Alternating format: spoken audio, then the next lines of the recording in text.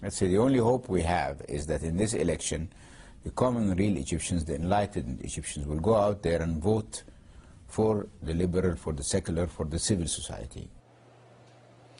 Nagib Sawirus is one of Egypt's richest, multi-billionaire involved in everything from cell phones to hotels.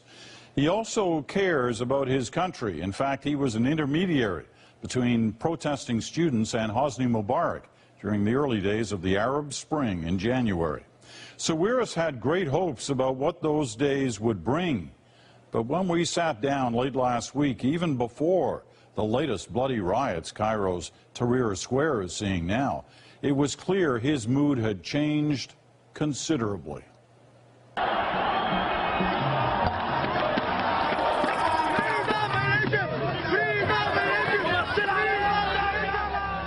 It's been 9 months since the new Egypt was born, and we were used to, in those days, seeing you looking very optimistic, excited, eager, smiling. Hasn't been so much of that lately. What's gone wrong? Well, the biggest mistake was that the young people who did the revolution, with a lot of good intentions, you know, left the scene.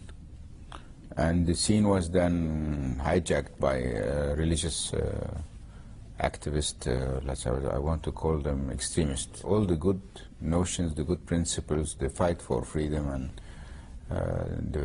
let's say the happiness of getting rid of a dictatorship now is compensated by the fact that we are worried from a new type of dictatorship, a religious one, you know. So there is no more smiling, I would say. And is it irretrievable? Has it gone too far? It's not done yet. I mean, we have the elections coming up in 2 weeks, but... you don't sound very optimistic about it. I can't be. You can't be, because, you know, if you take the mathematics, I mean, we're all the liberal parties, we are newly born, 6 months old, and we're getting into a fight against a coalition of religious forces that have been in preparation for that day for 8 years. They are well organized, well funded from Qatar and Saudi Arabia. We are coming 6 months old. We are not funded at all. We have very limited resources, and we are supposed to go. You've got lots of resources. You're not. Well, I cannot pay the bill for the whole country on my own. The Muslim Brotherhood has received $100 million from Qatar during the revolution. So that's a lot of money. I mean, how can you match that? You know? And what about Iran and Saudi Arabia? No, I think Iran are not mixed up in our elections, but Saudi Arabia, some individuals also are financing some of the Salafis. But you're worried if this continues along this path that Egypt could become another Iran. Yes, I am. Because of the religious connection. Yeah, not only the religious, if they abolish the civil nature of the country and they decide for a religious country that has a religion, is governed by religion, and mainly it's an Islamic religion, so also, even as a Christian I would feel uncomfortable, let's say, from accepting such a reign, you know. And all the moderate Muslims, which are friends of ours and who believe in the modern Egypt, don't want that too. Let's say the only hope we have is that in this election, the common real Egyptians, the enlightened Egyptians, will go out there and vote for the liberal, for the secular, for the civil society country. Now the problem we have is that many of them are passive. Many of them, I call them the party of the couch. They sit at home, watch TV and think life will go on. And it will not go on. It's like, if you want to get a good example, and you remember the Iranian Revolution.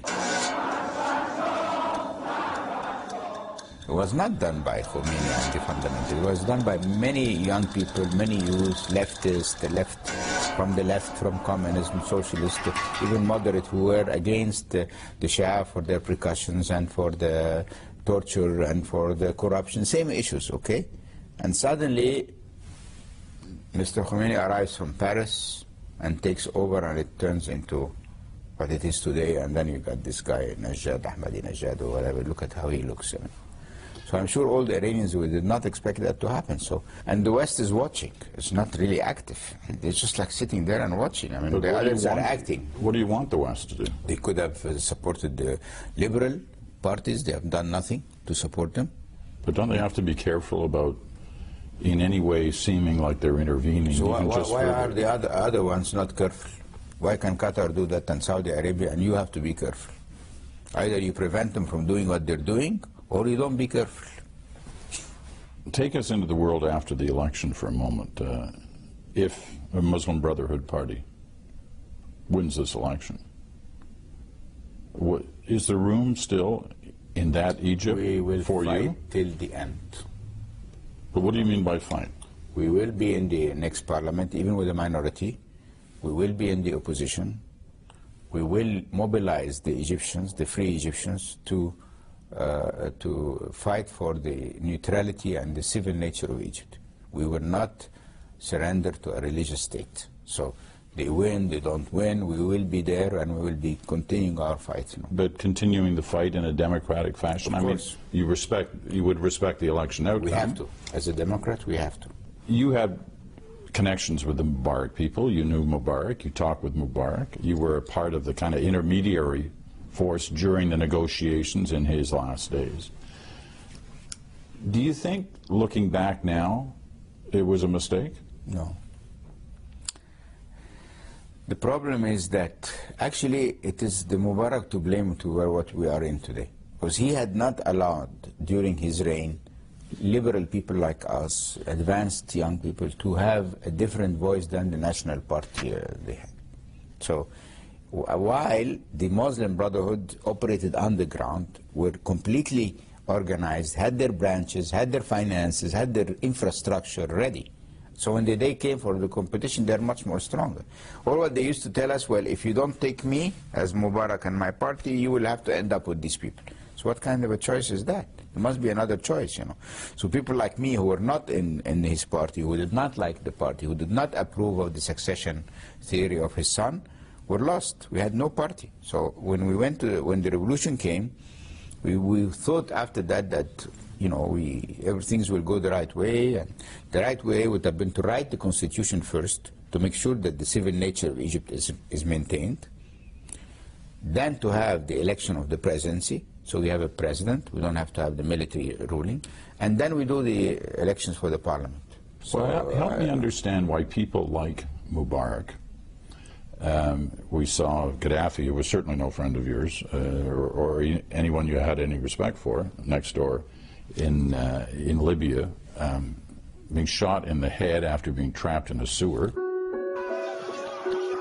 No, that's exactly a criminal. That's a criminal act. Even no, but what I'm trying to understand is why don't people like that get it in the final days? How can they not see what's happening in their country? Because for 40 years, 30 years, they live in a completely different sphere. Everybody's scared from them. Everybody smiles in their face. Everybody does whatever they tell them, even if it's wrong. How would you ever think like that? You get disengaged from the reality. Well, the best example is even now, if you look at Bashar al-Assad, for example. I mean, he definitely, he gets the Oscar. He sees what happened in Tunisia. He sees what happened then in Yemen. He sees what happened in Libya and in Egypt, okay? And then what happened in Libya, and he doesn't get it. So what more do you want? I mean, he has seen the same circumstances, same scenario, and still he keeps on killing his own people every day.